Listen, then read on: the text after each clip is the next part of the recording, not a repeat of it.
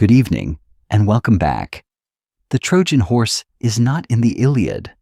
Neither is the death of Achilles, nor the fall of the city, nor Helen being carried off across the sea.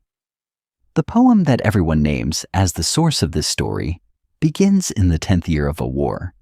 It never explains the start of, covers about 7 weeks, and ends with a funeral while the city is still standing and every famous thing you are waiting for has not happened yet. What we call the Trojan War is not one poem. It is an enormous body of legend, assembled over centuries by dozens of poets and playwrights, most of whose work has been lost, so that some of the most famous episodes survive only as one-line summaries written by a scholar hundreds of years later. It is the founding story of Greek literature, and a great deal of it exists in fragments and rumors. Tonight, we are going to put all of it back together in order, from a quarrel between 3 goddesses at a wedding to a fleet sailing home. And before we begin, take a moment to like the video and subscribe, but only if you genuinely enjoy what I do here. And if you feel like it, leave your location and your local time in the comments. It is a quiet pleasure to know that someone in another city, in another hour of the night, is settling in to hear the same story.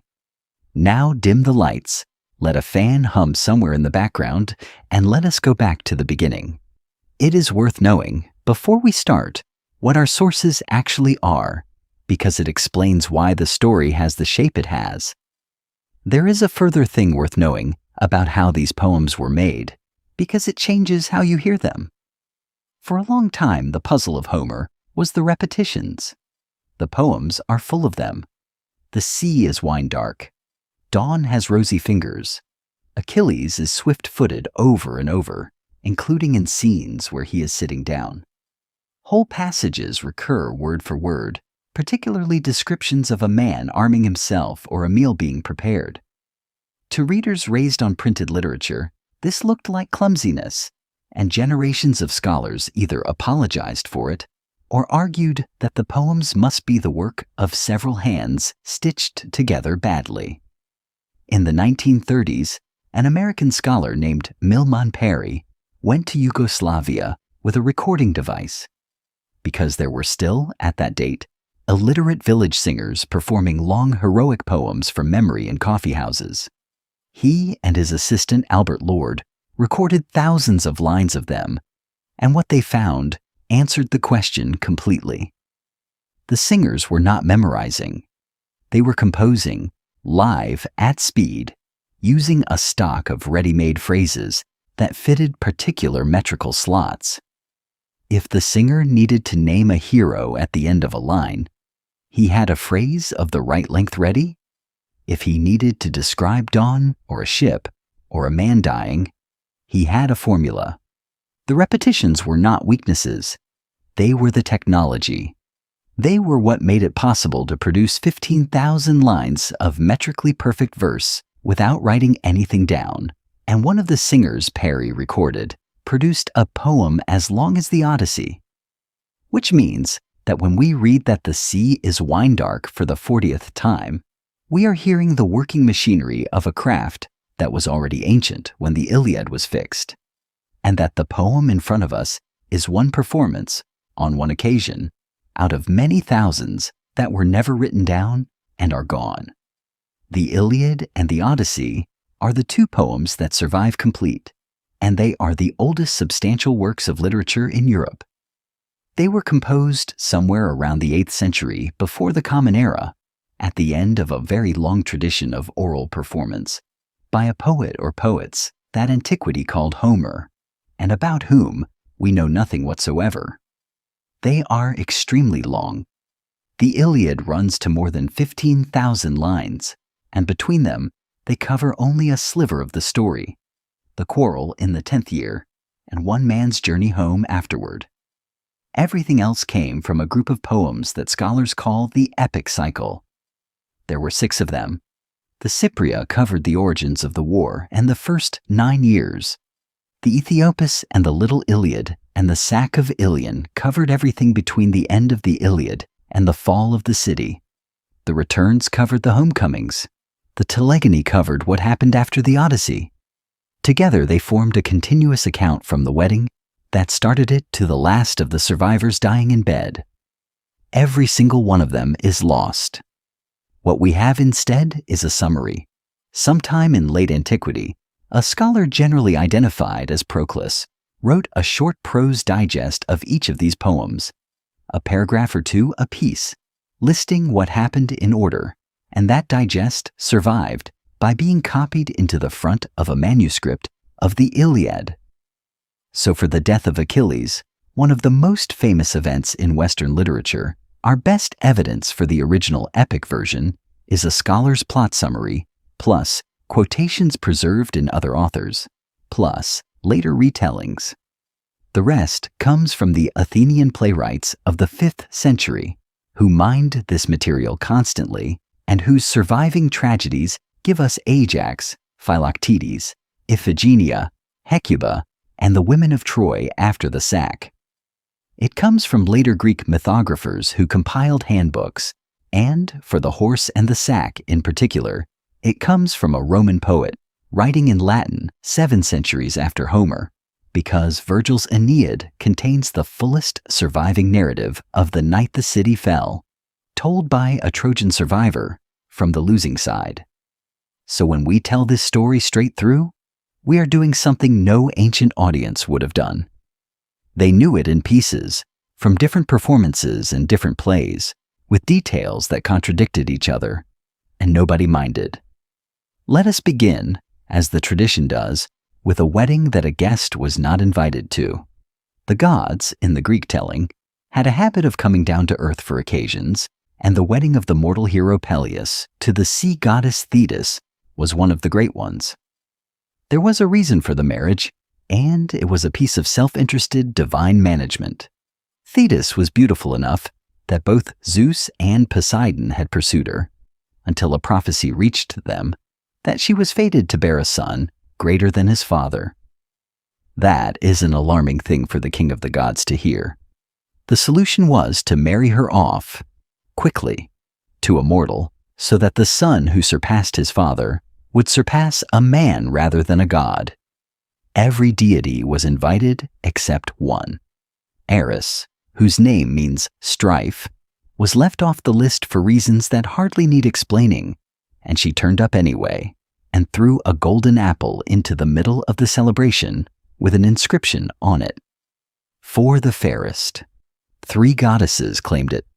Hera, the queen of the gods, Athena, goddess of wisdom and war, and Aphrodite, goddess of love. Zeus, showing the instinct for self-preservation that had got him this far, declined to judge and passed the decision to a mortal, a young man herding cattle on Mount Ida, above the city of Troy. His name was Paris, and he was a prince who did not know it. His mother, Hecuba, the queen of Troy, had dreamed while pregnant that she gave birth to a burning torch that set the city alight. The dream was interpreted correctly as meaning that the child would destroy Troy, and the infant was exposed on the mountain to die.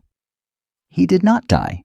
He was found and raised by a shepherd, in the way that such children always are, and he grew up handsome and was living a perfectly pleasant life with a nymph named Oenone when 3 goddesses appeared in front of him and demanded to be ranked.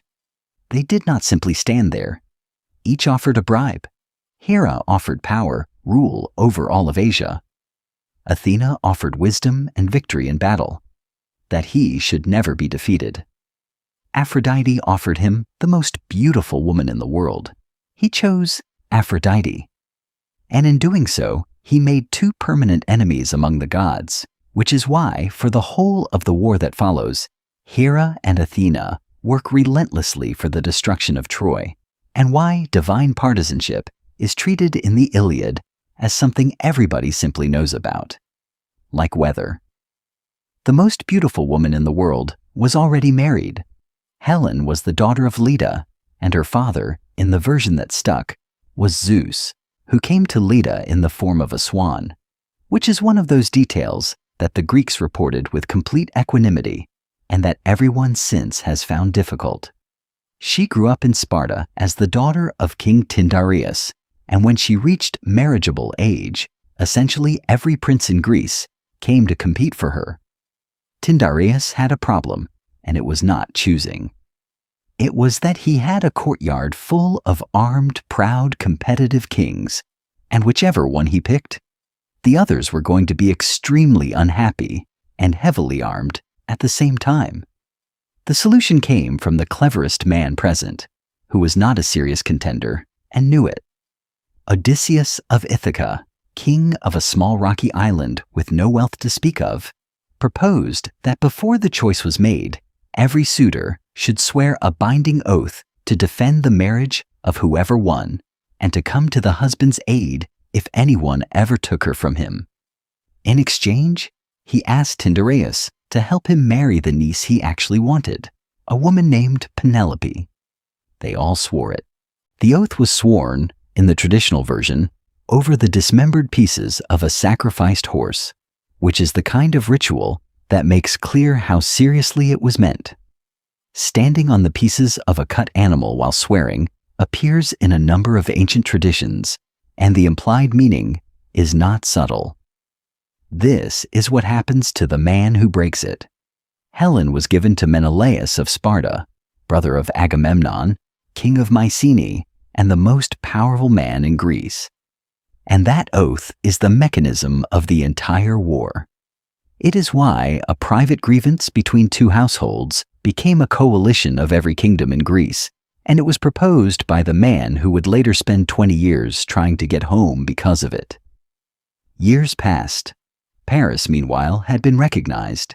He came down from the mountain to compete in games at Troy, won them against his own brothers, was identified, and was received back into the royal family, the prophecy about the torch apparently having been filed away and forgotten in the general delight. Then he sailed to Sparta as a guest, and here the tradition splits in a way that has never been resolved. In some versions, Paris abducts Helen by force. In others, she goes willingly, because Aphrodite has promised her to him, and the goddess of love does not deal in reluctance. Homer's own treatment is ambiguous and, characteristically, more interesting than either extreme.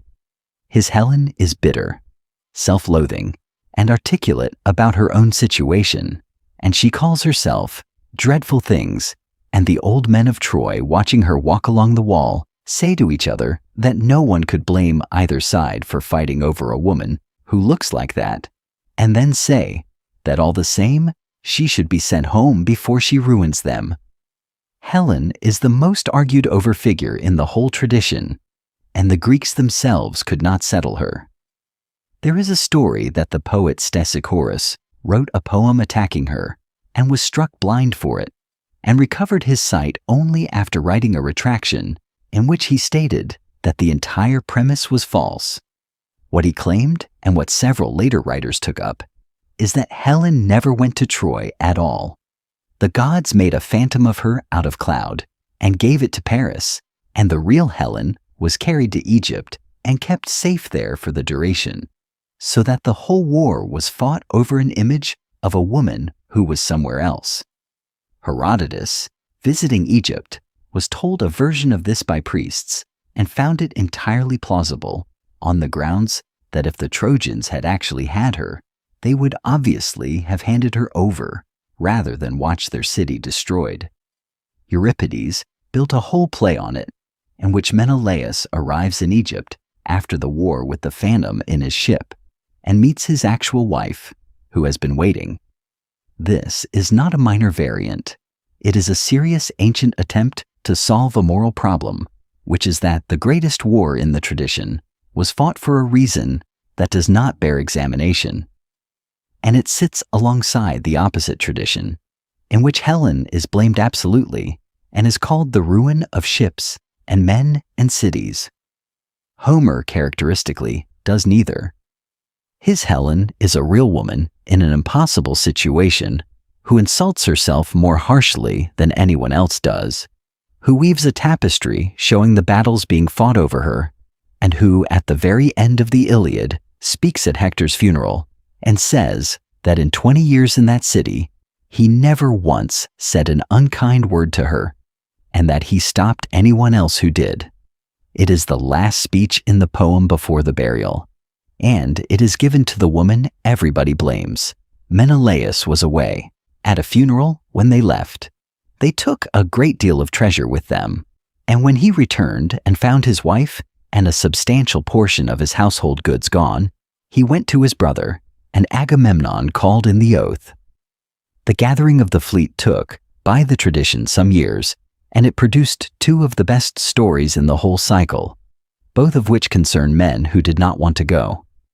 Odysseus had been warned by an oracle that if he went to Troy, he would not return for 20 years and would come back alone and destitute. When the recruiters arrived on Ithaca, he pretended to have lost his mind. He was found plowing a field with an ox and a donkey yoked together, sowing it with salt. One of the visitors, unconvinced, took his infant son Telemachus and laid him on the ground in front of the plow. Odysseus turned the plow aside, and that was the end of the performance. Achilles was hidden differently, and by his mother. Thetis knew the prophecy about her son, that he could live a long and utterly obscure life at home, or a short one at Troy, with a name that would never be forgotten. She sent him to the island of Skyros, dressed as a girl, to live among the daughters of the king. Odysseus, sent to find him, arrived disguised as a merchant and laid out goods for the young women, jewelry, cloth, mirrors, and among them a sword and shield. According to the story, when the alarm was raised, one of the girls reached for the weapons. The famous detail about Achilles is not Homeric.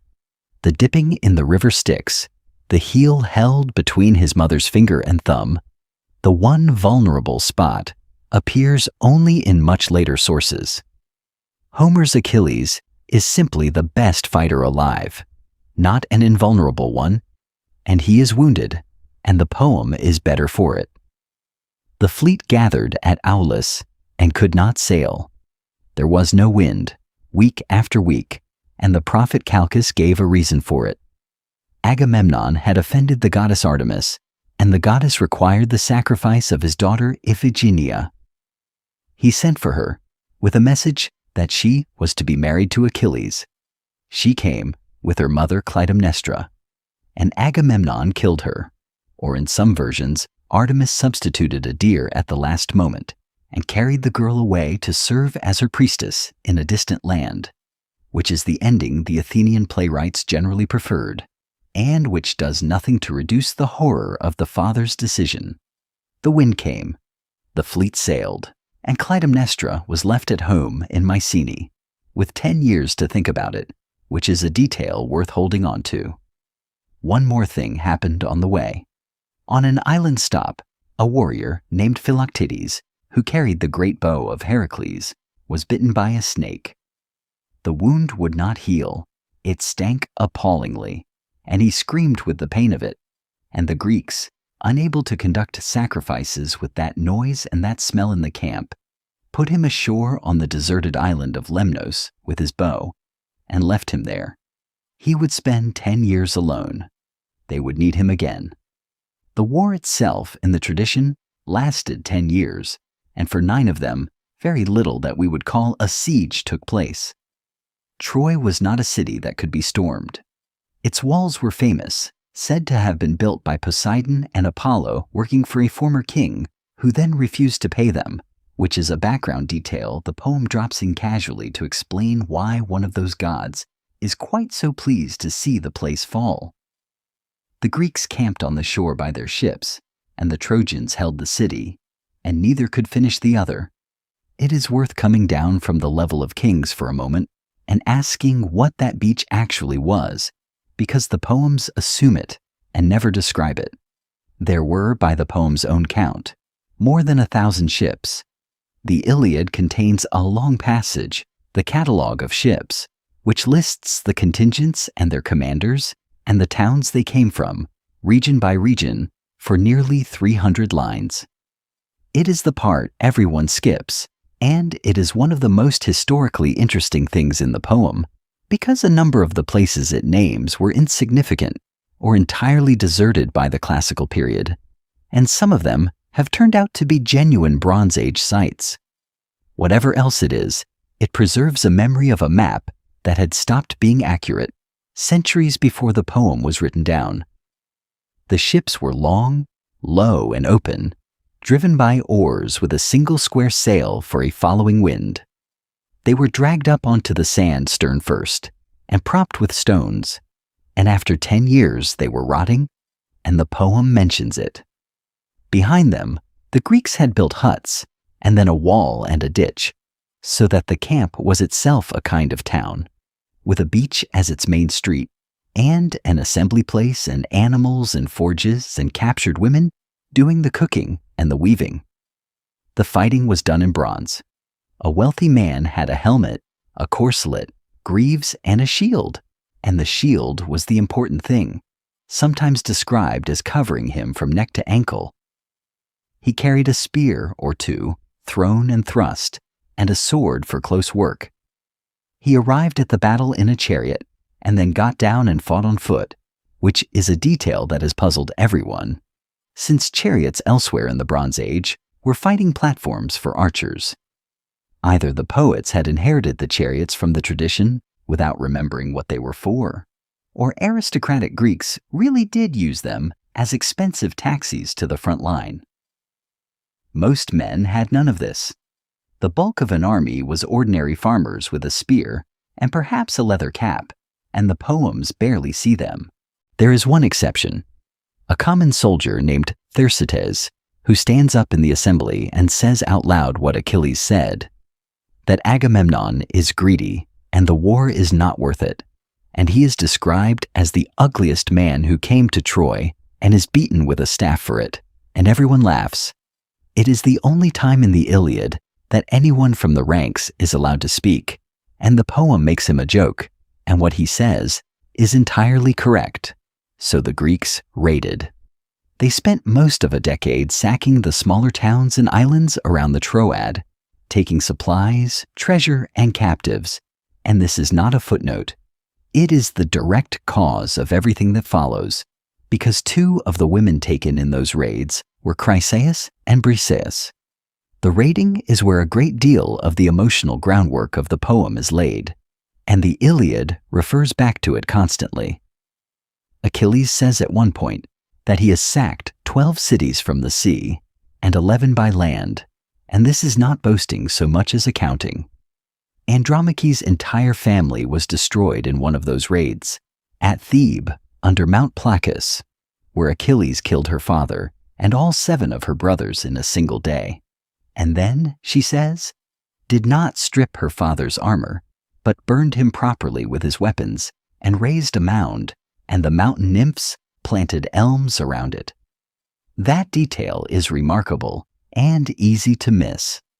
The man who will later drag her husband's body around the walls for 12 days had, years earlier, given her father an honorable funeral out of some sense of propriety, and she remembers it and tells it to Hector, and neither of them draws any conclusion from it at all. Briseis came from one of those towns too. She tells us, much later, standing over the body of Patroclus, that she had a husband and 3 brothers, and that Achilles killed all of them and destroyed her city on the same day, and that Patroclus had told her not to cry and promised to arrange her marriage to Achilles properly when they got home. She is mourning the only person who was kind to her, in the camp of the man who took everything else from her, and the poem gives her 9 lines and then moves on, which brings us, at last, to the Iliad, and to a poem that opens by announcing exactly what it is about. Sing, goddess, of the anger of Achilles. Not of the war, not of Troy, the anger of one man, and the catastrophic damage it does to his own side. It begins with a priest. Chryses, a priest of Apollo, comes to the Greek camp to ransom his daughter Chryseis, who has been given to Agamemnon as a prize. He brings gifts. The army approves. Agamemnon refuses, insults him, and sends him away, and the old man walks along the shore and prays, and Apollo comes down from Olympus with his bow, and the poem describes his arrows falling first on the mules and the dogs, and then on the men, and the pyres burning night after night. After 9 days of plague, Achilles calls an assembly. The prophet Calchas explains the cause nervously, having first extracted a promise of protection. Agamemnon, humiliated in front of the whole army, agrees to return the girl, and then announces that he will take a replacement prize, and that the replacement will be Briseis, the woman allotted to Achilles. The quarrel that follows is not really about the woman, and everyone in it knows that. It is about status. Achilles does the overwhelming majority of the fighting and receives, as he sees it, the smaller share of the honor, and Agamemnon commands by right of position rather than by merit, and is asserting it. Achilles calls him a drunkard with the eyes of a dog and the heart of a deer, comes close to drawing his sword, and is stopped by Athena, visible to him alone, who takes him by the hair. Then he withdraws. He and his men, the Myrmidons, take no further part, and he goes down to the shore and weeps, and calls his mother out of the sea, and asks her to go to Zeus and arrange for the Greeks to lose. Not to be defeated entirely, but to be pushed back to their ships and beaten badly enough that they come to him and admit they cannot manage without him. Thetis goes to Zeus, and Zeus agrees reluctantly because he knows what it will cost. And from that moment, the poem is the working out of a curse that a man has called down on his own comrades. What follows in the middle books is the war itself, and it is here that the Iliad does the thing that makes it more than an adventure. It keeps stopping. A man is speared, and the poem gives you his name, and his father's name, and the town he came from, and often something about his life. This one was rich in horses. This one was the son of a river god and a mortal woman. This one had been warned by his father not to come. This one had a wife who did not yet know. These obituaries take 2 or 3 lines, and there are hundreds of them, and their cumulative effect is that no death in the Iliad is anonymous, including the deaths of men who appear for the only time in their own dying. There is one more thing the poem does with these lists that is worth noticing. Roughly a third of the men named in the Iliad appear once in the line that kills them. They are given a father, a home, sometimes a wife, and then they are gone, and the poem never mentions them again. There is a young man killed who had come to the war against his father's advice because he wanted to see it. There is a pair of brothers speared by the same man in the same minute, whose father was a prophet who had foreseen it and could not stop them going. There is a man whose father was too old to bring up the other children. Nobody had to write those lines. The story works without them. Somebody, somewhere in the long chain of singers, decided that a war poem in which the enemy dead were anonymous was not worth performing, and the decision held for 3,000 years. There are duels. Paris, whose fault the entire thing is, steps forward to challenge the Greeks, and then goes weak at the knees when Menelaus accepts, and has to be shamed back into it by his brother Hector. The duel is fought, Menelaus is winning, and Aphrodite snatches Paris off the battlefield in a mist and deposits him in his own bedroom, and then goes to fetch Helen, who tells her exactly what she thinks of the arrangement, and goes anyway. There is Diomedes, who has a day of such fury that he wounds 2 gods, Aphrodite in the wrist, and Ares himself. And there is the wonderful scene where he meets a Trojan ally on the field, and they exchange lineages before fighting in the customary way, and discover that their grandfathers were guest friends, and so they refuse to fight each other and swap armor instead in the middle of a battle. And there is Hector, who is the reason the Iliad is not a simple poem about heroes and enemies. Hector is the eldest son of Priam, the best fighter Troy has, and he is defending his home, his parents, his wife, and his infant son against invaders who came because his younger brother stole another man's wife. He knows this. He says so repeatedly, and he says exactly what he thinks of Paris to his face. The scene that everyone remembers comes in the 6th book. Hector goes back into the city and finds his wife Andromache on the wall with their baby and the nurse. She begs him not to go back out. She tells him that Achilles killed her father and her 7 brothers in one day, and that he is now father and mother and brother to her, and that if he dies, she has nothing. He answers that he knows Troy will fall, that he can see it, and that what he cannot bear is the thought of some Greek pointing at her drawing water as a slave and saying, "That was Hector's wife." And then he reaches for his son, and the baby screams and turns away, frightened by the horsehair crest nodding on his father's helmet. And both parents laugh, and Hector takes the helmet off and puts it on the ground and picks the child up and prays that his son will grow up to be a better man than his father, and that people will say so when he comes home from a battle carrying the bloody spoils, and that his mother will be glad. Then he puts the helmet back on and goes out to the fighting. The gods are everywhere in this poem, and they are not what a modern reader expects, so it is worth being clear about how they work.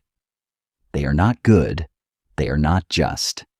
They are enormously powerful, entirely partisan, and frequently petty, and the poem finds them faintly comic in a way that would have been unthinkable in most religious literature of the ancient world. Hera and Athena work for the destruction of Troy because of a beauty contest. Aphrodite protects Paris because he voted for her. Apollo and Poseidon are on opposite sides for reasons involving an unpaid building contract. Zeus spends much of the poem trying to keep his promise to Thetis while concealing it from his wife, and at one point, Hera dresses up, borrows a magic girdle from Aphrodite under false pretenses, and seduces him specifically to distract him from the battlefield so the Greeks can advance while he is asleep. And they cannot die. That is the whole of it. Ares is wounded and bellows like 10,000 men and goes up to Olympus and complains to his father, who tells him he is the most hateful of the gods and has him patched up, and he is fine. When Diomedes cuts Aphrodite's wrist, she runs home crying, and her mother comforts her. The mortals get no such treatment, and the contrast is the engine of the poem's whole moral world. The gods are immortal, and therefore nothing they do costs them anything, and nothing they suffer lasts. Human beings are the ones for whom every choice is final. When Zeus watches his own son Sarpedon about to be killed and considers saving him, Hera tells him that if he does it, every other god will start rescuing their favorites, and the order of things will fall apart. So he lets him die, and he weeps tears of blood onto the battlefield, and the boy is killed anyway. The king of the gods can do anything except undo a death. That is why the poem gives its most dignified moments to men and not to gods, and why the last book, which is the greatest thing in it, contains no divine intervention at all beyond a guide through the dark. It is 2 men in a room, both of whom have lost someone, and neither of whom is going to get them back. The Greeks lose ground, as Zeus has arranged. They are pushed back to the ships, and Agamemnon, at last, sends an embassy to Achilles, offering an enormous restitution. Tripods, gold, horses, women, 7 cities, Briseis untouched, and his own daughter in marriage. Achilles refuses, and the speech he gives when he refuses is the moment the poem opens out into something much larger than a quarrel. He says that the coward and the brave man get the same death in the end, that he has fought and taken cities and given everything away and been treated like a vagrant with no honor. He says that his mother told him he had 2 fates, a long life at home or a short one, and undying fame at Troy. And then he says, quietly, that he thinks he will go home, and that he advises everyone else to do the same, because nothing is worth as much as being alive. It is the great hero of Greek literature, in the middle of the great war poem of Greek literature, saying that glory is not worth dying for. The embassy has no answer. They go back across the sand and report, and old Nestor says nothing useful, and the Greeks prepare to lose the next day too. They do. The Trojans break through the wall the Greeks have built around the ships. Hector reaches the first vessel with fire in his hand, and Achilles' closest companion, Patroclus, comes to him weeping. Patroclus asks for one thing. If Achilles will not fight, let him take the armor and lead the Myrmidons out, so that the Trojans, seeing that armor, will believe Achilles has returned and fall back long enough for the ships to be saved. Achilles agrees and gives him a single instruction. Drive them from the ships and then come back. Do not pursue them toward the city. He goes out. The Trojans see the armor and break. The fire is put out, and Patroclus, with the battle running his way and the walls of Troy ahead of him, does not come back. He is stopped at the wall itself by Apollo, who tells him 3 times to withdraw, and the 4th time strikes him from behind, dazing him, knocking the helmet off his head so that it rolls in the dust under the horse's hooves, breaking the spear in his hands and loosening the armor from his body. A minor Trojan wounds him. Then Hector finishes him, and Patroclus, dying, tells Hector that he was killed by a god and by a boy, and that Hector was only 3rd, and that Hector himself has not long to live. They fight over the body for the rest of the day, and a messenger runs to Achilles, who is standing by his ships, wondering why the noise is coming closer. The grief is not dignified. He pours ashes over his head and lies in the dirt tearing his hair, and the sound he makes brings his mother and her sisters up out of the sea. He cannot go out to recover the body because his armor is on Hector's back now. So Athena puts a light around his head, and he goes to the ditch and shouts 3 times, and the poem says that the Trojans were so shaken by the voice alone that 12 of their own men died in the confusion of chariots turning. Thetis goes to the smith god Hephaestus for new armor, and the making of the shield takes an entire book of the poem, and it is the strangest and most beautiful passage in it. The god does not decorate the shield with battles. He puts the world on it. 2 cities, one at peace, with a wedding procession, and a legal dispute being argued in the marketplace before elders, and one at war under siege, with an ambush by a river. A field being plowed, with the plowman given a cup of wine at each turn. A harvest, with a king standing silent and pleased, and a meal being prepared under an oak. A vineyard with boys and girls carrying fruit in baskets, and one boy playing a lyre. Cattle attacked by lions. A dance floor with young men and women holding each other by the wrist. And around the whole rim, the ocean. It is a picture of everything the war is not, and it is being made so that a man can go and kill his friend's killer. He goes out. He is no longer entirely human in these books.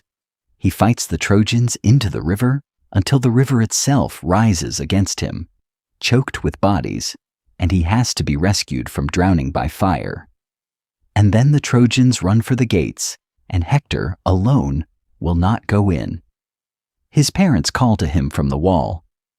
His father Priam begs him, describing in detail what will happen to himself when the city falls, an old man torn by his own dogs at his own door. Hector stays. Then he sees Achilles coming, and his nerve breaks, and he runs.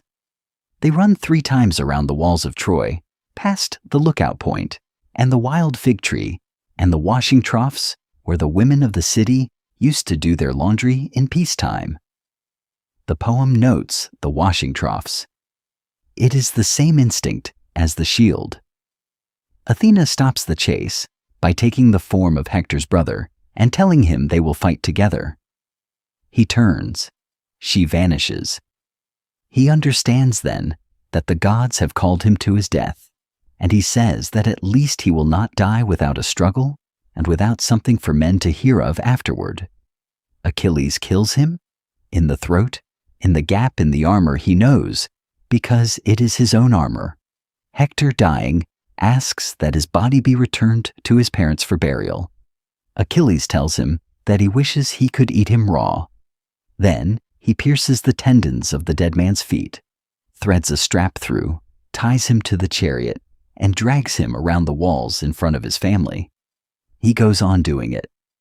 For days, he holds funeral games for Patroclus, elaborate and generous and almost cheerful, chariot racing and boxing and wrestling and a foot race, and then each morning he ties the body behind the chariot again and drags it around the tomb, and the gods preserve the corpse from harm, and it does not help. And then, in the final book, an old man comes across the plain at night, alone, with a wagon of treasure. Priam has been guided by Hermes through the Greek camp, past the sentries, to the door of Achilles' shelter. He comes in unannounced and takes hold of Achilles' knees and kisses his hands. The poem says, "The hands that had killed so many of his sons." He asks Achilles to think of his own father, an old man at home, who at least has the hope of seeing his son again.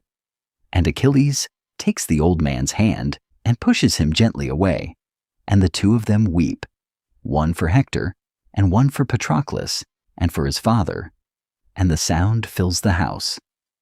Then Achilles gets up, and has the body washed and covered where the father cannot see it being handled, and lifts it onto the wagon himself. And he asks Priam how many days he needs for the funeral, and promises to hold the army back for exactly that long, and the two of them eat a meal together, and look at each other, and each thinks that the other is remarkable. That is where the Iliad ends, with a truce for a funeral, and the city still standing, and the walls not yet breached, and everyone in the audience knowing perfectly well what is coming. What comes next survives, as we said, mostly in summary, and it moves quickly. Allies arrive for Troy. Penthesilea comes with the Amazons and is killed by Achilles, who, according to the tradition, falls in love with her at the moment she dies, and kills a Greek who mocks him for it.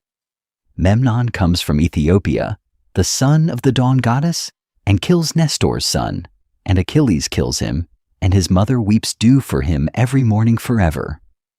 Then Achilles dies. He is killed near the Scaean gate by an arrow shot by Paris and guided by Apollo, and the later tradition places it in the heel.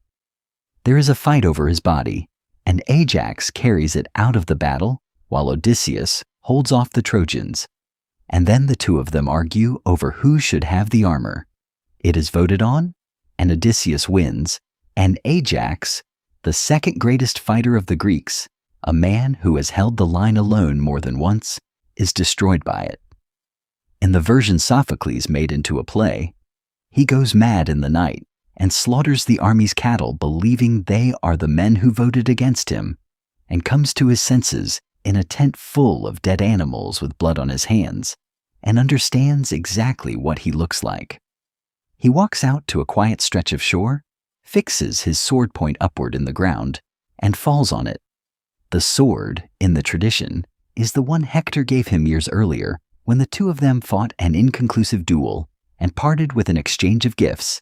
In the middle of the war, out of mutual respect, each man was eventually destroyed by what the other gave him, since Hector was dragged behind a chariot by the belt Ajax had handed over on the same afternoon.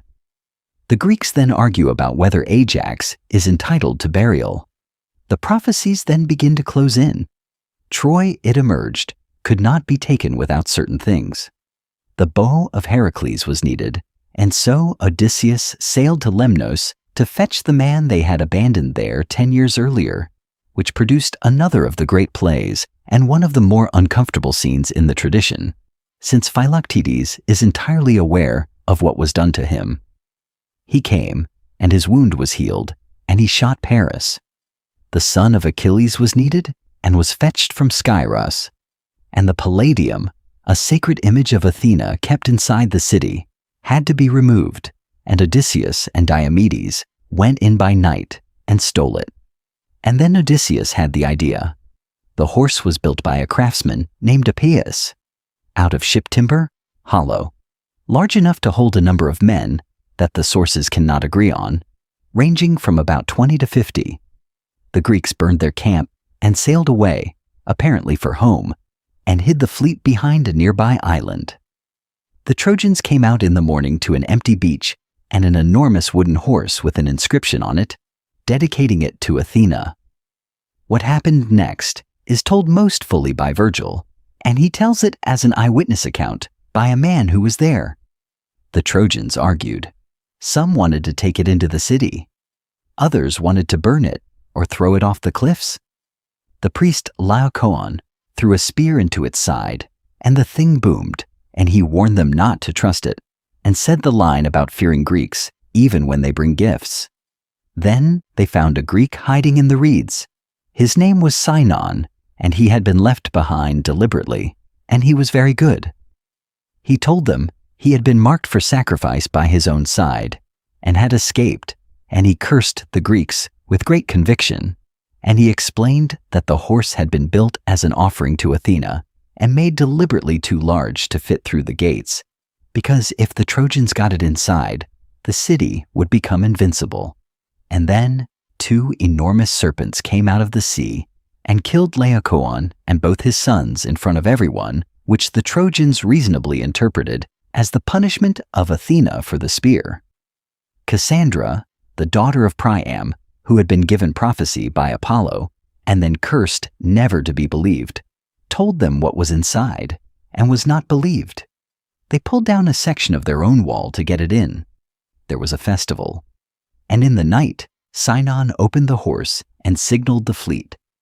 The sack of Troy is not a battle. Virgil's account, told by Aeneas, is a nightmare of confusion in the dark, of men waking to a roar and running out half-armed, of Greeks and Trojans indistinguishable, of a group of Trojans putting on captured Greek armor and then being killed by their own side, of fighting on rooftops and towers pulled down into the streets. Priam, an old man, put on armor he could not carry, and his wife Hecuba told him to come to the altar in the courtyard instead, that if there was any protection left, it was there. And they were there, at the altar, when their son Politus was chased into the courtyard by Achilles' son Neoptolemus and killed in front of them. Priam threw a spear that barely reached, and Neoptolemus dragged the old king through his son's blood and killed him at his own altar. Hector's infant son, Astyanax, the baby who had been frightened by the helmet, was thrown from the walls because the Greeks would not leave a son of Hector alive to grow up. Cassandra was dragged from the temple of Athena, clinging to the statue by the lesser Ajax, and the goddess whose temple it was did not forget it. The women were divided as slaves, and the Athenian playwrights returned to this again and again, more often than they returned to the fighting. Euripides wrote an entire play set on the morning after, on the beach, among the women of Troy waiting to find out which Greek they have been assigned to, and it contains no battles and no heroes, and is one of the most unrelenting things in ancient drama. It was staged in Athens in 415, a few months after the Athenians had taken the island of Melos, killed the adult men, and enslaved the women and children, and it is very difficult to believe that was a coincidence. There is a scene in it where Hecuba, the old queen, is told that the Greeks have decided to kill her grandson, not in the confusion of the sack, but afterward, by a vote, on the advice of Odysseus, on the grounds that it is unwise to let the son of a great man grow up. Andromache is given a moment to say goodbye to the child. Then he is taken away and thrown from the wall, and later his body is brought back to his grandmother on his father's shield, because it is the only thing large enough, and she has to prepare him for burial. Hecuba, queen of Troy, went to Odysseus. Andromache, Hector's wife, went to the man who had killed her husband's father and had just murdered her son, which is to say, to Neoptolemus. Cassandra went to Agamemnon, and Helen was found by Menelaus, and in the version that survives, he came at her with a sword and did not use it. Aeneas escaped, carrying his father Anchises on his back and leading his small son by the hand, and his wife Creusa was lost in the dark behind them and came back as a ghost to tell him not to look for her. He got out with a group of survivors and sailed west and eventually reached Italy. And that is the story the Romans told about themselves, that they were the descendants of the losing side. Then the Greeks went home, and the homecomings are the grimmest part of the whole legend. The fleet was scattered by storms because of what had been done in the temples during the sack. The lesser Ajax was wrecked and drowned. Menelaus and Helen were blown to Egypt and spent years getting back to Sparta, where the Odyssey later finds them, apparently reconciled, entertaining a guest and telling politely conflicting stories about the war. Agamemnon came home to Mycenae and was murdered in his own house on the day of his return by his wife Clytemnestra and her lover, who was also his cousin. She had waited 10 years, and she had a daughter to account for. Cassandra, brought home as his prize, foresaw all of it and said so, and was not believed, and was killed with him. Their son Orestes would later come back and kill his mother, and be pursued by the Furies for it, and the whole tangle would eventually be resolved by a court of law in Athens in the last play of a trilogy, which is a remarkably Athenian way for a blood feud to end. Odysseus, who had thought of the oath and the horse, took 10 more years to reach Ithaca, lost every one of his men, and arrived alone and unrecognized, exactly as the oracle had said. Neoptolemus was killed at Delphi. Diomedes could not stay at home. Of the great figures who sailed, very few had anything resembling a peaceful old age, and this is not an accident of transmission. The Greeks made this story, and they chose to make the victory cost more than the defeat. Before we leave it, it is worth saying what this story did afterward, because almost nothing in literature has had a longer working life. The Iliad was the foundation of Greek education. Boys learned to read on it and memorized enormous stretches of it, and educated Greeks quoted it the way later Europeans quoted scripture. Alexander the Great, who claimed descent from Achilles through his mother, is said to have carried a copy annotated by his tutor Aristotle, and to have slept with it under his pillow beside a dagger. When he crossed into Asia, he went first to the site of Troy, sacrificed there, and ran a race around the tomb of Achilles, and reportedly said that Achilles was fortunate to have had Homer to record him. The Romans then did something extraordinary with it. Rather than claim descent from the winners, they claimed descent from the losers through Aeneas, and Virgil wrote the Aeneid to make that claim into a national epic, which means the founding poem of Rome is a sequel to the founding poem of Greece, told from the defeated side. Julius Caesar's family traced itself to Aeneas, and therefore to Venus, which is a useful ancestry for a man with ambitions. Then the Roman world came apart, and Western Europe lost Greek for something like 1,000 years. The Iliad was not read in the medieval West. The story survived instead through Latin retellings that claimed to be eyewitness accounts by participants, and through them, the tradition mutated cheerfully. Medieval versions dressed the heroes as knights, gave them castles and tournaments, and invented an entirely new love story between a Trojan prince and a woman named Cressida, which does not exist in any ancient source, and which Chaucer and then Shakespeare both took up. Greek came back to the West in the 15th century, and the poems were printed and translated and argued over, and the arguing has not stopped. In the last 100 years, the story has been made into novels from the point of view of Briseis, of Achilles, of the Trojan women, of Cassandra, which is to say, from the point of view of everyone, the original left standing at the edge of the frame, which leaves the question of whether any of it happened. And here, we should be brief and honest, because the answer is genuinely unsettled. There was a city on the right site. The mound at Hisarlik in northwestern Turkey was excavated from the 1870s onward, and it contains at least 9 cities stacked on one another. One of the layers, a substantial fortified settlement, was destroyed somewhere around 1180, with burning, with weapons in the debris, and with unburied human remains.